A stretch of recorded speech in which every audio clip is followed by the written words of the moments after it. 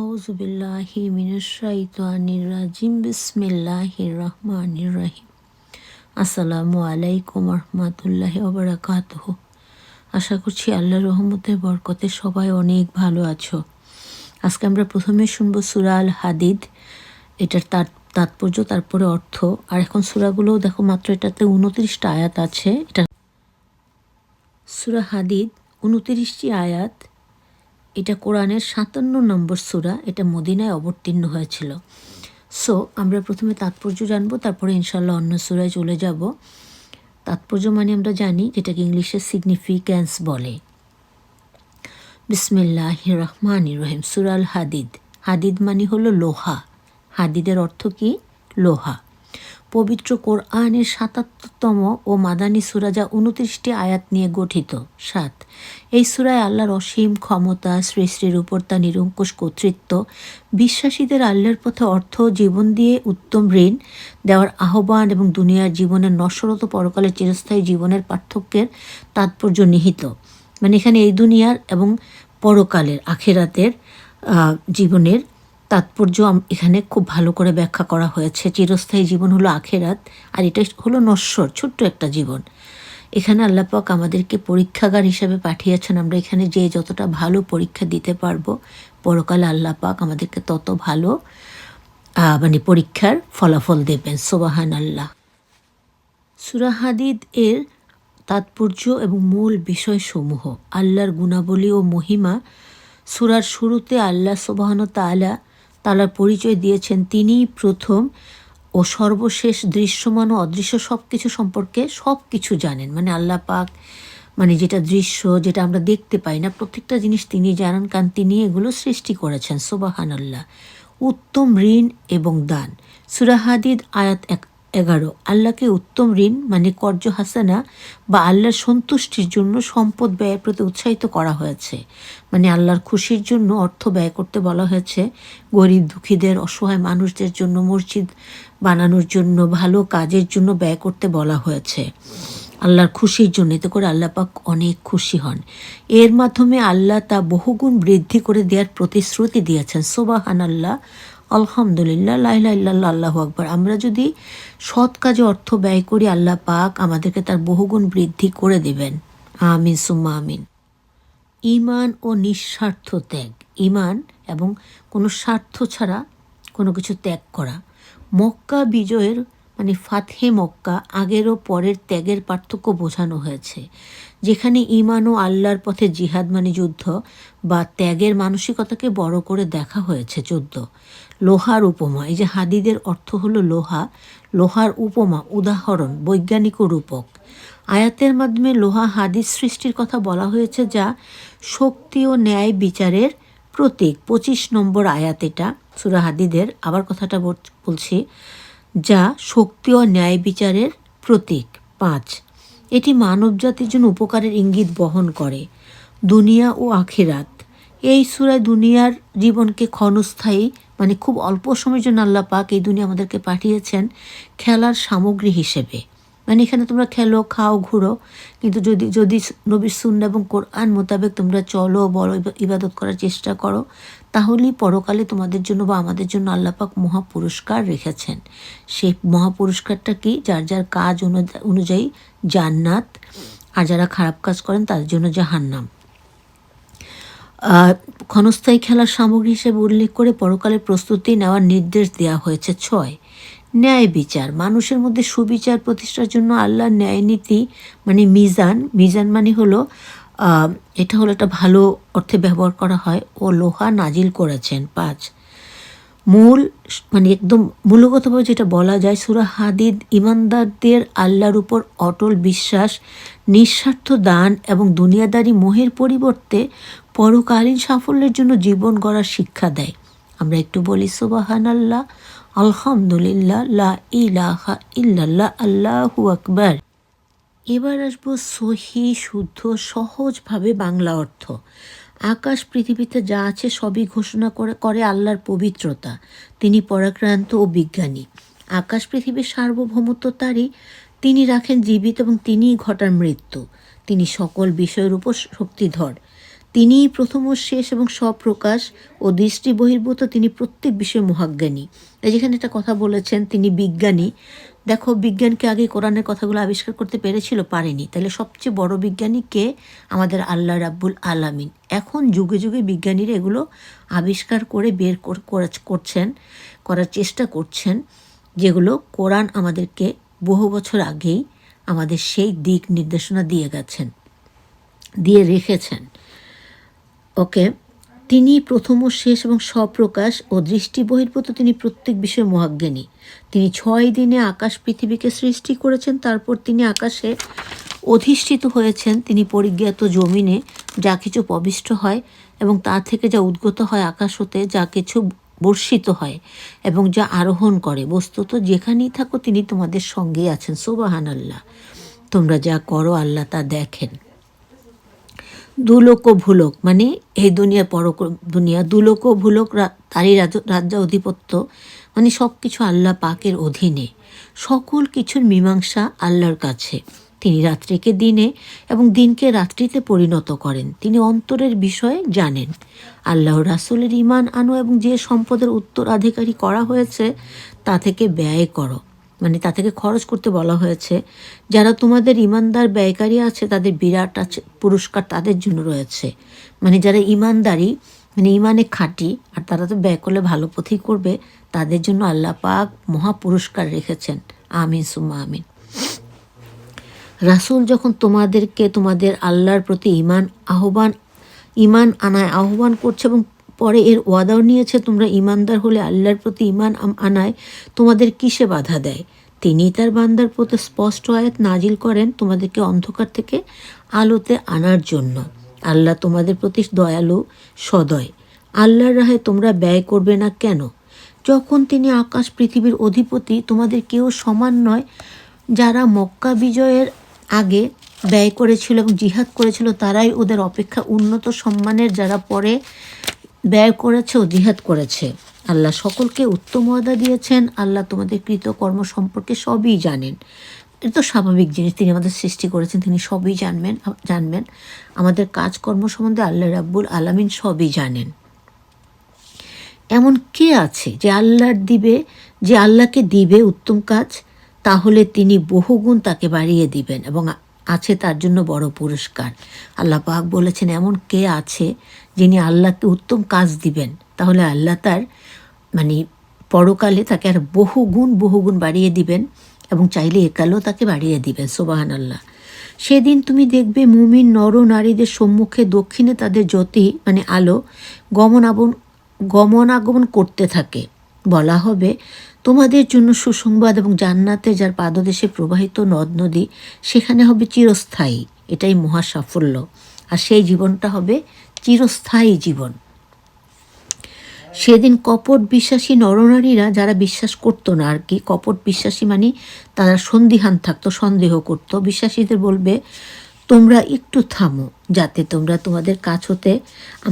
তোমাদের কাছ থেকে পাই আলো। বলা হবে, তোমরা পিছনে ফিরে যাও, আলোর অন্বেষণ করে। পর উভয়ের মধ্যে পড়বে এক বিশাল প্রাচীর, যাতে থাকবে একটি দরজা। অভ্যন্তরে থাকবে রহমত আর বহির্ভাগে আযাব।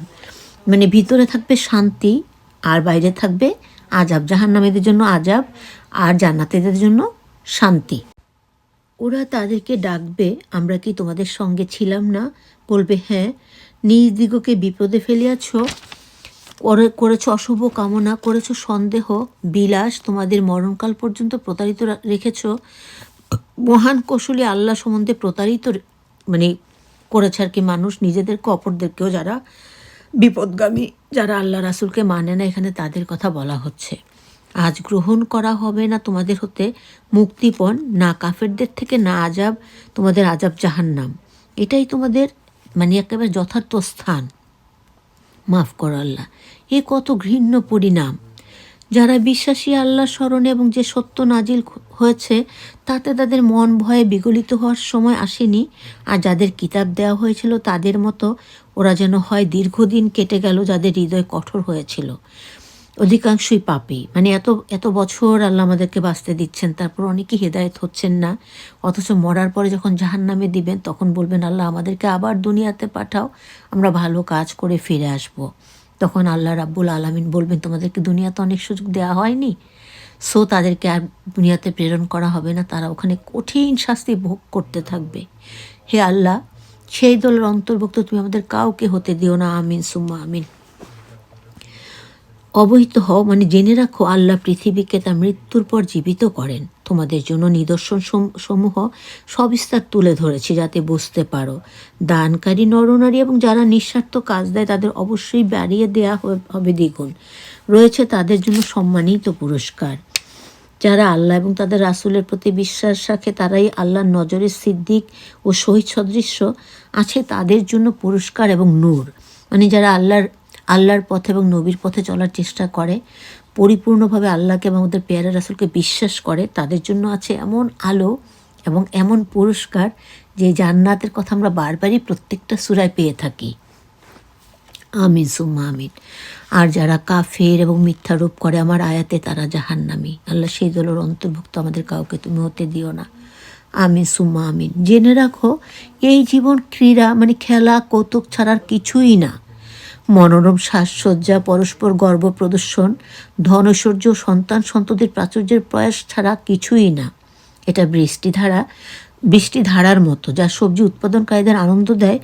তৎপর তা বর্ধিত হয়, তখন তুমিও সবুজ বা বর্ণ দেখতে পাবে, তারপর সেটা চূর্ণ বিচূর্ণ হয়ে যায়।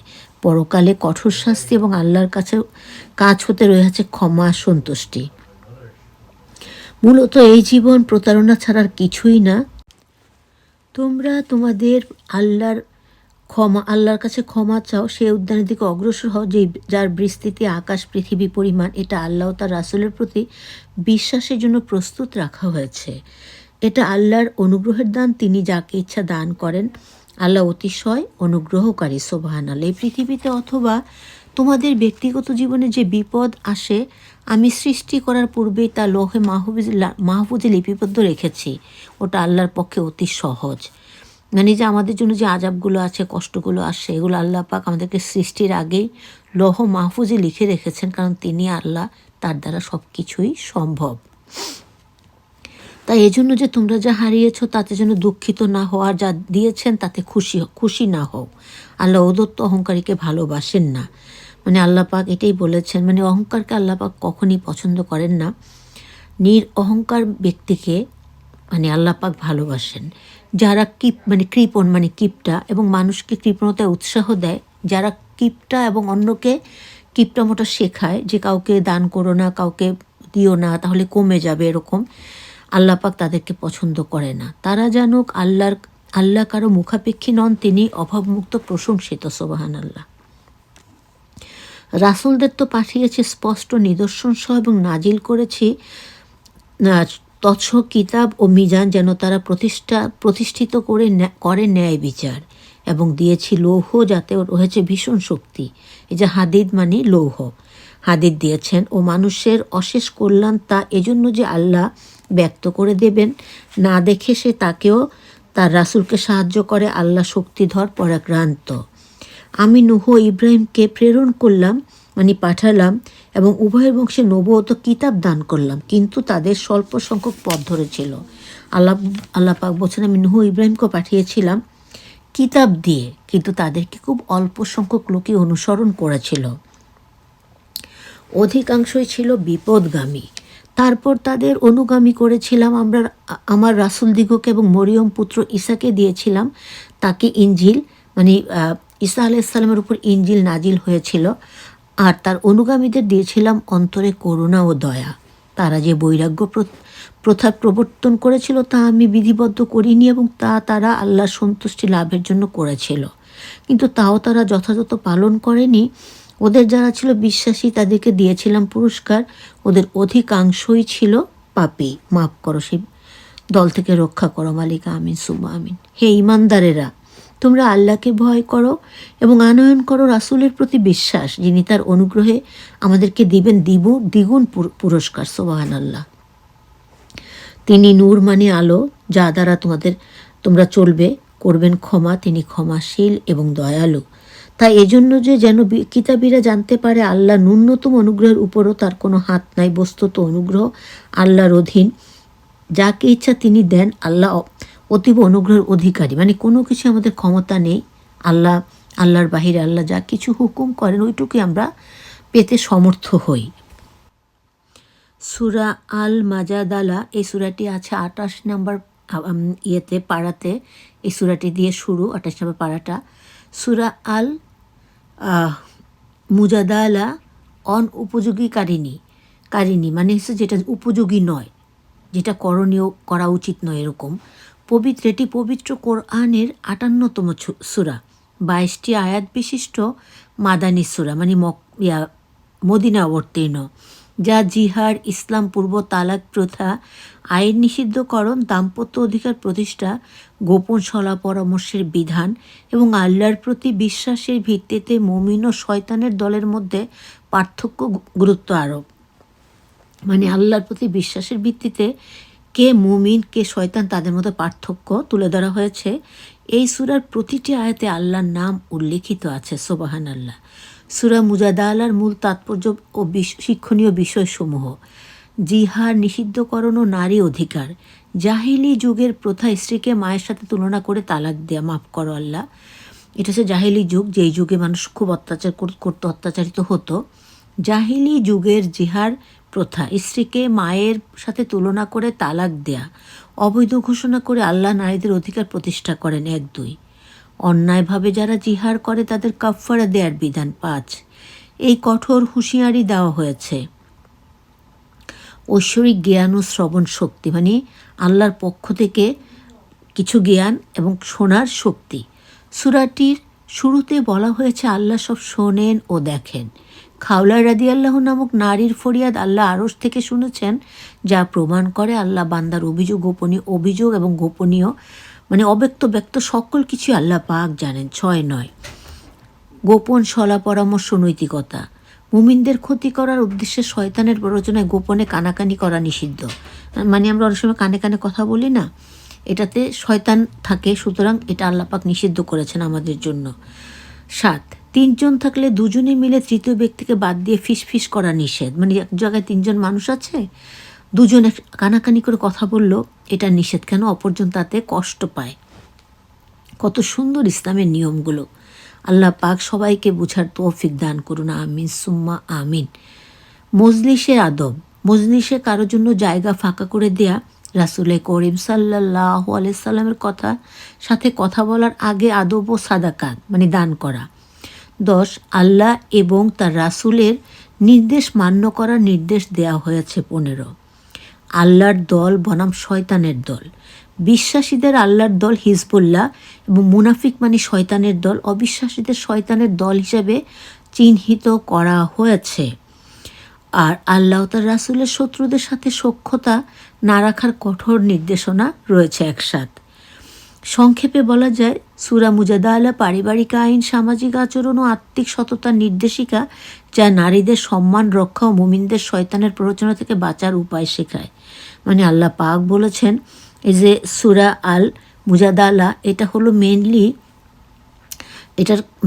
এটা বুঝিয়েছে নারীদেরকে সম্মান করো, মুমিনদেরকে ভালোবাসো, শয়তানদের প্ররোচনা থেকে যাতে রক্ষা পেতে পারো, সেরকম আমল এখানে আছে এবং প্রতিটা সূরায় আছে। আল্লাহ পাক যদি আমাদেরকে সহি বুঝ দান করেন, আমিন সুম্মা আমিন। সূরা আল মুজাদালা, যেটার অর্থটা আমি একটু ভুল শেয়ার করেছিলাম, আল্লাহ মাফ করুন। এটা হলো অনুযোগকারিণী, মানে যারা নালিশ করে এইসব মানুষ আর কি, অনুযোগকারিণী। প্রিয় ভাই ও বোনেরা, এবার আমরা সূরা মুজাদালার বাংলা সহি সুন্দর অর্থ সহজভাবে শেয়ার করার চেষ্টা করছি, তোমরা শুনে নিবে। বিসমিল্লাহির রহমানির রহিম। হে রাসূল, যে নারী তোমার সাথে তার স্বামীর ব্যাপারে বিতর্ক করে ও অভিযোগ তোলে, আল্লাহর কাছে আল্লাহ তার কথা শোনেন, তোমারটাও শোনেন, আল্লাহ শ্রোতা ও দ্রষ্টা। মানে যে নারী তার স্বামীর ব্যাপারে অভিযোগ করে, আল্লাহ পাক সেটা শুনেন এবং সবই দেখেন, কে সঠিক পথে আছে। এই যে নারী অভিযোগ করছেন তিনি সঠিক, না যার বিরুদ্ধে অভিযোগ করছেন তিনি সঠিক। তোমাদের মধ্যে যারা আপন স্ত্রীগণে জিহার করে, বস্তুত ওরা তাদের মা মাতা নহে, বরং তাদের জন্মদ্রাহিগণই তাদের মাতা। মানে এখানে বলেছে তোমরা যাকে বিয়ে করো সে তোমাদের মা নয়, যিনি জন্ম দিয়েছেন, পেটে ধারণ করেছেন 9-10 মাস, তিনিই তোমাদের মা। নিশ্চয়ই তারা বলে থাকে বাহুল্য অসত্য কথা। বলছে নিশ্চয়ই তারা মানে বাড়িয়ে বলে এবং মিথ্যে বলে। আল্লাহ ক্ষমাকারী, ক্ষমাশীল। যারা স্ত্রীগণের সাথে জিহার করে পরে তারা কথা প্রত্যাহার করে, তাদেরকে প্রায়শ্চিত্ত হিসেবে পরস্পর আগে যেন একটি দাস মুক্ত করে। এই উপদেশ তোমাদেরকে দেওয়া হলো, যা তোমরা যা করো আল্লাহ তা অবগত। যে এতে অপারক সেই পূর্বে ক্রমাগত 2 মাস সিয়াম পালন করবে, মানে রোজা পালন করবে। এতেও যদি কেহ হয় অপারক, তবে সে 60 জন মিসকিনকে খাওয়াবে। তাই এই জন্য যে তোমরা আল্লাহ তার রাসূলের উপর বিশ্বাস রাখো, সেটা আল্লাহর নির্ধারিত সীমা। তবে কাফেরদের জন্য আছে কঠিন শাস্তি। বরং যারা এই বিরোধিতা করে আল্লাহ তার রাসূলের, তারাই হবে লাঞ্ছিত, যেমন লাঞ্ছিত হয়েছিল তাদের আগের লোকজন। এবং আমি সুস্পষ্ট করে দিয়েছি আমার আয়াত। আর কাফেরদের জন্য আছে লাঞ্ছনাকর শাস্তি, মানে যে আযাবের কথা আল্লাহ প্রত্যেকটা সূরায় প্রায় মানে দমে দমে বলছেন আর কি, জাহান্নাম এবং জান্নাতের কথা। কারণ এটা আমাদেরকে স্মরণ করিয়ে দেন আল্লাহ পাক যে আমরা কি আসলে জাহান্নাম বেছে নিব না জান্নাত বেছে নিব। যদি জাহান্নামকে আমরা বেছে নিতে চাই, তাহলে এই দুনিয়ায় যে এত আনন্দ ফুর্তি করে বেড়ায় মানুষ, তাহলে আর কিছু বলার নেই। আর যারা জান্নাত বেছে নিতে চায়, তারা যেন এই দুনিয়ায় নবীর আদর্শকে, কোরআনকে অনুসরণ করে চলা, বলার, ইবাদত করার চেষ্টা করি। আমিন সুম্মা আমিন। সেদিন আল্লাহ সকলকে আবার জীবিত করে তাদের জানাবেন তাদের কাজ সম্পর্কে। আল্লাহ তার হিসাব রেখেছেন, যদিও ওরা ভুলেছে। মানে আমরা যা করি অনেক সময় ভুলে যাই, কিন্তু আল্লাহ কোনো কিছুই ভুলেন না। আল্লাহ সব কিছুর প্রত্যক্ষকারী। দেখো না আকাশ পৃথিবীতে যা কিছু আছে তা সবই আল্লাহর জন্য। 3 ব্যক্তির মধ্যে এমন কোনো পরামর্শ হয় না যাতে চতুর্থ জন রূপে তিনি থাকেন না। অনুরূপ 5 জনের মধ্যে কিছু ঘটে না যাতে ষষ্ঠ জন হিসেবে তিনি থাকেন না। এ অপেক্ষা কম বেশি যাই হোক, তিনি ওদের সাথেই আছেন। মানে এটা এক কথায় বোঝানো হয় যে আল্লাহ সবার সাথেই আছেন, ভালো মন্দ প্রত্যেকের সাথে আল্লাহ আছেন। যেখানেই থাকুক ওরা যা করে কিয়ামত দিনেও তিনি তাদেরকে তা জানাবেন। আল্লাহ সকল বিষয়ে জ্ঞানী। ওদের দেখো নাই যাদের গোপনশালা করতে নিষেধ করা হয়েছিল, পরে ওরা নিষিদ্ধকে পুনরাবৃত্তি, মানে যেগুলা মানে গোপনে কথা বলা বা অনেক কিছু এরকম গোপন নিষেধ করা হয়েছিল আল্লাহ পাক, তারা আবার সেই কাজগুলিরই পুনরাবৃত্তি মানে বারবার করছিল। আল্লাহ মাফ করো, তা থেকে দূরে রাখো। আমিন সুম্মা আমিন। এবং পাপাচরণ, সীমা লঙ্ঘন ও রাসূলের বিরুদ্ধাচারণ, মানে পাপ কাজ, সীমা লঙ্ঘন করা এবং রাসূলের বিরুদ্ধে কথা বলা, এগুলো তো আল্লাহ পাক কখনই পছন্দ করতে পারেন না। ওরা তোমার কাছে আসলে তোমাকে এমন বাক্যে অভিবাদন করে যদ্ দ্বারা আল্লাহ তোমায় করেননি। ওরা ভাবে যা বলি তাতে আল্লাহ কেন আমাদিগকে শাস্তি দেন না। মানে ওরা তখন মনে চিন্তা করে এই যে এত কিছু করি, আল্লাহ বলে শাস্তি দেবেন, আমাদের কেন শাস্তি দেন না। জাহান্নামে ওদের শাস্তি। ওদেরকে এই দুনিয়া একটু বেশি ছেড়ে দেন আল্লাহ পাক, যারা যত বেশি পাপী তাদেরকে। আর জাহান্নাম তাদের জন্য একেবারে প্রাপ্য স্থান, মানে যুগ যুগান্তরের জন্য স্থায়ী বাসস্থান। তাই আল্লাহ পাক তুমি আমাদেরকে সেই কঠিন আযাব থেকে আমাদেরকে রক্ষা করো। সহি শুদ্ধভাবে নবীর সুন্নাহ কোরআনকে মানে নিয়ে চলা বলার ইবাদত করার তৌফিক দান করো। আমিন সুম্মা আমিন। সেখানে ঢুকবে ওরা, এবং এটা কত জঘন্য বাসস্থান। হে মুমিনগণ, তোমরা কোনো গোপন আলোচনা করলে তা যেন পাপাচারণ, সীমালঙ্ঘন বা রাসূলের বিরুদ্ধাচারণ না হয়। আল্লাহ পাক বলেছেন কোনো গোপন পরামর্শ যদি করে থাকো, এটা এমন আলোচনার জন্য না হয় যে পাপ কাজের জন্য বা সীমা লঙ্ঘন করার জন্য বা আমাদের রাসূলের বিরুদ্ধে কথা বলার জন্য। পরামর্শ করো, কল্যাণ করো সাবধানতার মধ্যে। আল্লাহকে ভয় করো, তার কাছে একত্রিত হবে। আল্লাহ পাক বলেছেন গোপনে যদি কিছু করো সেটা ভালো কাজের জন্য করো, মানে ভালো পথ দেখার জন্য, ভালো কাজ করার জন্য করতে বলছে। গোপন পরামর্শ হয় শয়তানের ধোকায়, আর বেশিরভাগ গোপন পরামর্শ শয়তানি আমাদেরকে ধোকা দিয়ে থাকে। মূলত ইমানদারগণকে কষ্ট দেওয়ার জন্য, মানে যারা ইমান নিয়ে থাকে, আল্লাহর পেয়ারে রাসূল, আমাদের পেয়ারে রাসূল এবং আল্লাহর কোরআনকে বিশ্বাস করে, তাদেরকে কষ্ট দেওয়ার জন্য। কিন্তু আল্লাহর ইচ্ছা ছাড়া শয়তান তাদেরকে ন্যূনতম ক্ষতি করতে পারে না। বিশ্বাসীদের উচিত আল্লাহর উপর ভরসা করা। সুবহানাল্লাহ, আমিন সুম্মা আমিন। হে মুমিনগণ, তোমাদেরকে মজলিসে জায়গা প্রশস্ত, মানে বড় করে দিতে বলা হলে তা দিও, আল্লাহ তোমাদের জন্য স্থান প্রশস্ত করে দেবেন। আর উঠে যেতে বলা হলে উঠে যাবে। তোমরা যারা বিশ্বাসী ও জ্ঞানী, আল্লাহ তোমাদেরকে মর্যাদা দিবেন। তোমরা যা করো আল্লাহ সব জানেন। হে ইমানদারেরা, যখনই তোমরা রাসূলের সাথে গোপনে কথা বলতে চাবে, তখন তার আগে সদকা প্রদান করবে। মানে রাসূলের সাথে যদি কোনো গোপন কথা বলতে ইচ্ছা পোষণ করা হয়, সে আমলের কথা এটা, তখন কিছুটা কোনো কিছু সাদকা, মানে গরিব দুঃখীদেরকে দিতে বলেছে। তারপরে নবীজির সাথে গোপন সলা পরামর্শ করতে বলা হয়েছে। এটা তোমাদের জন্য উত্তম ও মার্জিত। এতে অক্ষম হলে আল্লাহ ক্ষমাকারী, দয়ালু। কিন্তু তোমার যদি কিছু দেওয়ার মতো না থাকে বা আমার না থাকে, আল্লাহ পাক তখন আমাদের জন্য ক্ষমাকারী। ওহে, তোমরা গোপন আলাপের আগে সদকা দিতে হবে ভেবে ভয় পেয়ে গেলে? ঠিক আছে, যখন তোমরা তা পারলে না এবং আল্লাহ তোমাদের ক্ষমা করলেন, তখন নামাজ ও জাকাত প্রদান করো। বসে তোমরা যখন সাদকা দিতে পারলে না, আল্লাহ তো ক্ষমা করে দিল, তাহলে তোমাদের উচিত নামাজ পড়া, জাকাত প্রদান করা ও আল্লাহ রাসূলকে মানা। আমাদের কৃতকর্ম আল্লাহ সব কিছু জানেন। ওদের তুমি দেখো নাই যে কমের উপর, মানে যে মানুষের উপর আল্লাহ অসন্তুষ্ট, তাদের সাথে ওরা বন্ধুত্ব করে। ওরা বিশ্বাসীদের না ওদের দলভুক্ত। ওরা জ্ঞাতসারে মিথ্যা কসম খায়। আল্লাহ ওদের জন্য কঠোর শাস্তি নির্দিষ্ট রেখেছেন। ছিল ওদের কার্যকলাপ অনেক খারাপ। ওরা কাউকে ঢাল স্বরূপ ব্যবহার করে। এই প্রকার ওরা আল্লাহর পথ থেকে মানুষকে থামিয়ে দেয়। ওদের হবে ঘৃণিত শাস্তি। আল্লাহ সেই দলের অন্তর্ভুক্ত আমাদের কাউকে হতে দিও না, আমিন সুম্মা আমিন। ওদের মাল, মানে ধন সম্পদ, আওলাদ, মানে সন্তান, ওদের শাস্তি হতে রক্ষা করতে পারবে না কিছু মাত্র। তারা দোজখের অধিবাসী, তারা তাতে হবে স্থায়ী। যেদিন আল্লাহ ওদের সকলকে আবার জাগিয়ে তুলবেন, তখন ওরা তোমাদের কাছে যেরূপ কসম করত, আল্লাহর কাছে অনুরূপ কসম করবে। নাউজুবিল্লাহ, আল্লাহ মাফ করো। ভাবে এতে বুঝি ওরা উপকৃত হবে। সাবধান, ওরা মিথ্যাচারী। শয়তান ওদের ওপর প্রভুত্ব জমিয়েছে আল্লাহর স্মরণ থেকে। ওরা শয়তানের দল। জেনে রাখো, শয়তানের দল একান্তই ক্ষতিগ্রস্ত। যারা আল্লাহ তার রাসূলের বিরোধিতা করে, তারা হবে জঘন্য লাঞ্ছিতদের অন্তর্গত। অর্থাৎ যারা আল্লাহ রাসূলকে বিশ্বাস করে না, তারা পরকালে যে কী ভীষণ শাস্তি পাবে, আমরা যেন সেগুলো ভয় করে হলো আল্লাহ রাসূলের পথে ফিরে আসি। আমিন সুম্মা আমিন। আল্লাহর বিধান, আল্লাহ রাসূল হবেন বিজয়ী। আল্লাহ শক্তিশালী, প্রবল। যারা আল্লাহ পরকালে বিশ্বাস রাখে, তুমি তাদেরকে পাবে না আল্লাহ রাসূলের অবাধ্যগণের প্রতি বন্ধুত্বশীল, যদিও তারা হয় তাদের পিতা, তাদের সন্তান, তাদের ভাই অথবা তাদের পরিবার। তাদের অন্তরে দৃঢ় করে দিয়েছেন ঈমান এবং নিজ নূরে করেছেন শক্তিশালী। মানে যারা নবী এবং আল্লাহকে বিশ্বাস করে, তাদেরকে কেউ মানে ভুল করে কুপথে নিতে পারবে না, কারণ তাদের বিশ্বাসটা অনেক শক্তিশালী। সুবহানাল্লাহ, আলহামদুলিল্লাহ, লা ইলাহা ইল্লাল্লাহ, আল্লাহু আকবার, আমিন সুম্মা আমিন।